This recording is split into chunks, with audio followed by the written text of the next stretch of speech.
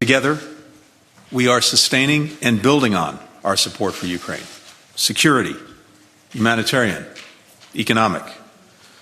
Together, we're sustaining and building on pressure on the Kremlin and its enablers, including with unprecedented sanctions.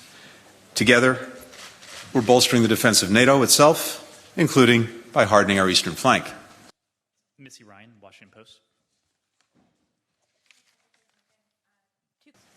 Just over the past 48 hours, I've had an opportunity to meet with my NATO counterparts.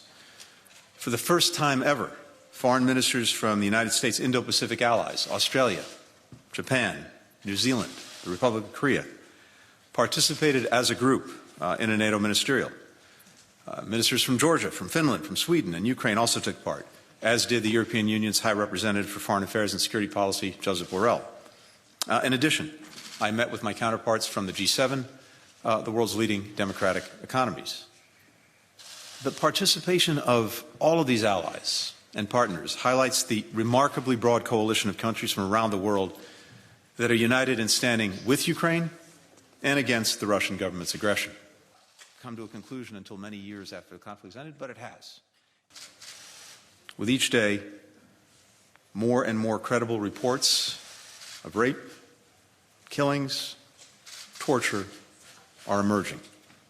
And for every Bucha, there are many more towns Russia has occupied and more towns it is still occupying, places where we must assume Russian soldiers are committing more atrocities right now.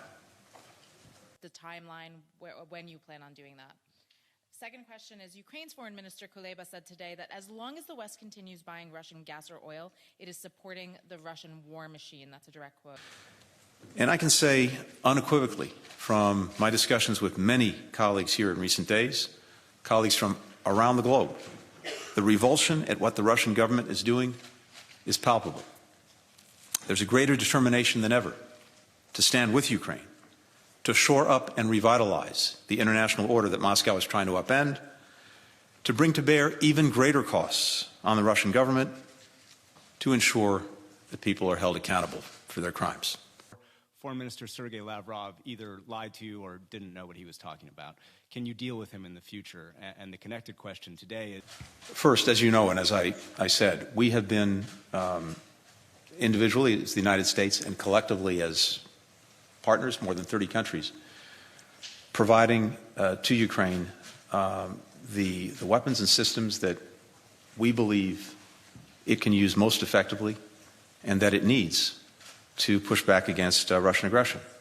And we're not going to let anything stand in the way of getting Ukrainians what they need and what we believe can be effective. So we're looking across the board right now, not only at what we've provided and continue to provide, but whether there are additional systems that would make a difference and that we could provide them. And we're doing that in close consultation with the Ukrainians as well as with allies and partners. States committed, or will the United States commit to providing new kinds of weaponry to Ukraine within that time frame?